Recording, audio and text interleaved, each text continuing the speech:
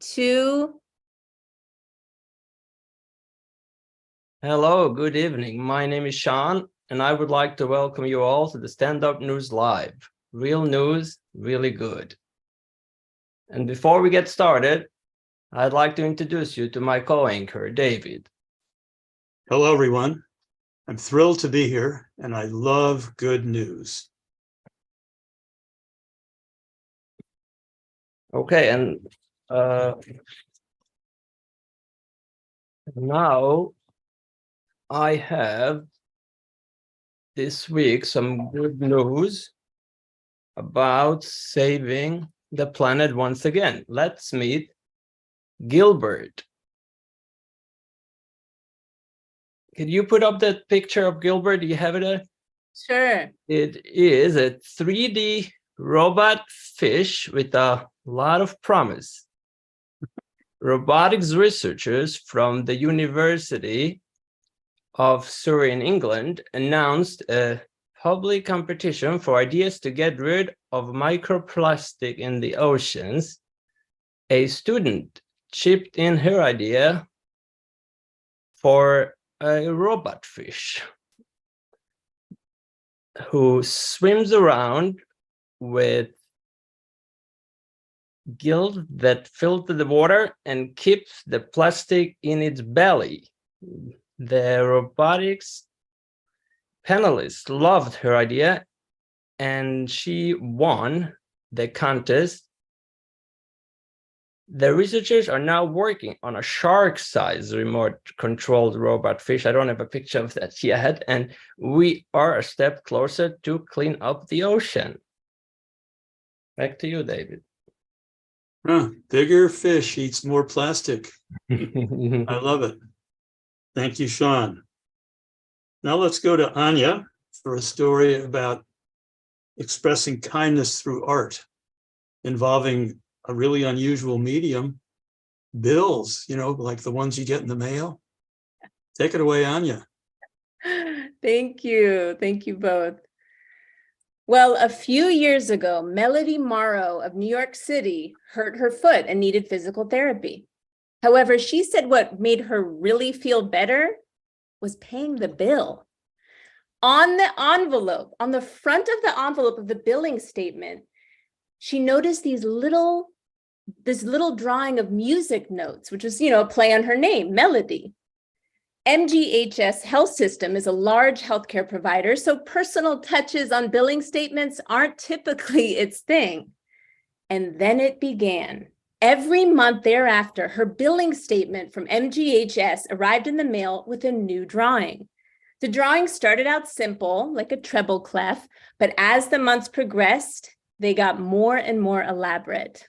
This was just original art, created anonymously for her. It's hard to even describe, Morrow said. It was incredible. Finally, Morrow just couldn't take it anymore, and she called MJHS and asked if there was anybody in the billing department who happened to be artistic. She said the phone went quiet, and then she heard, "Hey, Emily, it's for you." Accounting clerk Emily Margolis is hardly a frontline caregiver, but she told us that she can use her drawings to help people heal. Morrow was so grateful that Margolis decided to ramp up her game even further. She began taking Margolis's mailings home at night and spent hours turning those plain white business envelopes into masterpieces. She started adding rhinestones and even gold leaf. I'm serious. Finally came the last mailing, but that's not the end of the story.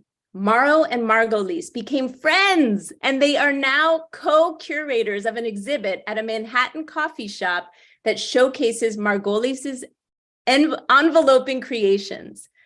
However, Morrow said what is really on display here is the healing power of kindness. This was a stranger, Morrow said, and she was doing that just for me, and that's the beauty of it. I'm going to show you just a few examples. I mean, there were dozens, maybe even hundreds of these incredible envelopes, but I'm just going to show you a few images.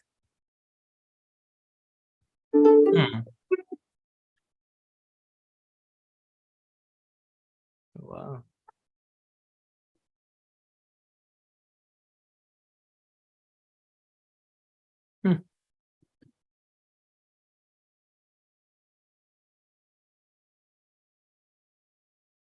There's the rhinestones. So great. Isn't that amazing? Yeah. All right, well, back to you, David. Lovely story. Let's hear from Diane for a story about the overview effect, perspectives on planet Earth. Ace reporter Diane, welcome. Ace reporter Diane, here I am. Thank you so much, David. Yeah, I'm going to share a really interesting story to me, because I think how we see things, i.e. perspectives, is so very important. And the story I'm going to share tonight is all about perspectives. And this story begins about 6 decades ago when a Russian astronaut became the first human to make it into space, and probably the very first person to experience what scientists are now calling the overview effect. So this overview effect is the change that happens in a person's heart when they see Earth from far above and come to realize that our beautiful planet is really one living, interconnected organism, and not a collection of arbitrary geopolitical borders that we persist in fighting and killing each other over. Now I want to tell you a little bit about Ron Garan. He's a US astronaut and also an author and a humanitarian. And he spent 178 days in space, which is kind of mind-blowing in and of itself. And he's traveled more than 71 million miles and done 2,842 orbits. So Ron has experienced the overview effect many, many times. And now he passionately believes that if more of us develop this planetary perspective, that we could actually fix a lot of the environmental and humanitarian problems that we've created on Earth. We have the know-how, we don't yet have the perspective. As Ron so beautifully puts it, we're not going to have peace on Earth until we recognize the basic fact of the interrelated structure of all reality. I agree. Here's the star. I love that perspective, and I agree. And thanks for letting me share this story. Back to you, David and Sean. Wow. What a great story. Thank you. Next up is our newest reporter, Jess, from the International Desk, with a story about justice and not giving up. Take it away, Jess. Thank you, David. I'm excited to share this sweet story from around the globe. An Indian man recently won a case related to an overpriced railway ticket after almost 22 years. Tunganath Chaturvedi, a lawyer, was handed the wrong amount of change after purchasing 2 train tickets in 1999. He was overcharged by, that's right, 25 cents. After a 22-year legal battle and over 100 court appearances, he was awarded $188.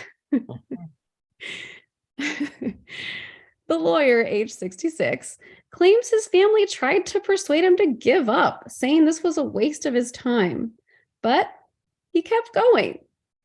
He balked at the paltry sum that he was awarded, but he did say, it's not the money that matters. This was always about a fight for justice and a fight against corruption.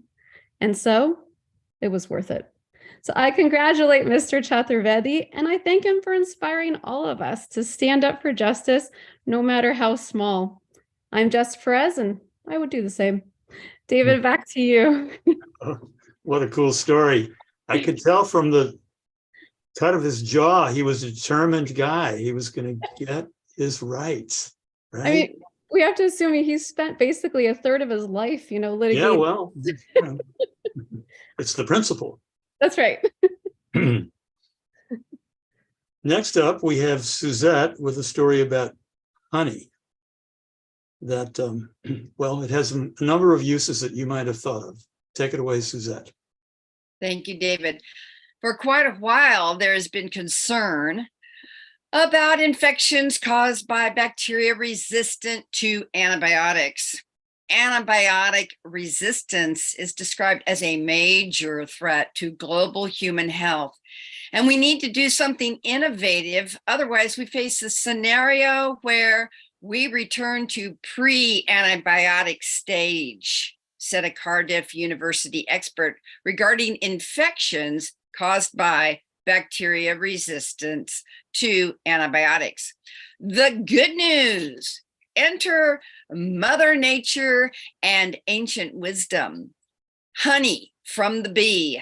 Honey has been used for thousands of years to treat wounds, but scientists are now using it in a search for alternatives to antimicrobial drugs. So before antibiotics, we used herbal and traditional remedies to treat diseases.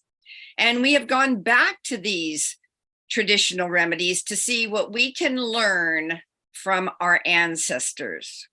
The cyclic nature of life and the earth, yes? So now we just need to protect the bees from big pesticides and poisons. Back to you. That was incredible, Suzette. Thank you so much. Here's David with the story. Let's hear it. Parrots, that's my story. Over 20 million parrots are kept as pets in American households. And a study wanted to see if these social birds would enjoy video calling each other, just like humans. I'm kidding you. The study taught the parrots to initiate video calls with other parrots by instructing them to ring a bell and then touch the picture of another parrot on the tablet on the screen to start the call. 15 birds made 147 video calls over 2 months. They were allowed to select which individual they wanted to call, of course. The birds initiated calls freely and seemed to understand that a real fellow parrot was on the other end. Some caregivers watched their birds learn new skills from their video friends, including foraging, new vocalizations, and even flying. Some wanted to show the other bird online all their toys. Some of the parrots formed strong preferences. A cockatoo from Chicago became fast friends with a California-based African gray. It's been over a year and they still talk, said the caregiver. Wow. True story. Hard to believe. I wish I could see that. That is amazing. Thank you, David. And now we have our superstar, Michael. Let's check in with Michael. How are you, Michael? I'm great. Hey, thank you. I have some really good news this week. Did you know that the COVID pandemic is over? Huh, really? According to the government on Friday, they ended it. We are no longer in a pandemic. I don't know how this affects the 1,000 or so people who are still dying of it in this country every week, but it's gone. It's over. We're free. Anyway, this is Michael St. Michael's, giving it back to you, Sean. Always such a pleasure to have you, Michael. I mean, you were literally over the light of the show. Thank you. Yeah, okay, so that's our show for tonight. My name is Sean from the Stand Up News Live. Real news, really good. And I'm David. Thanks to all the news sources that provided stories to our reporters tonight. Don't forget to hit the like button and subscribe to our channel. See you all next time. Remember, be kind.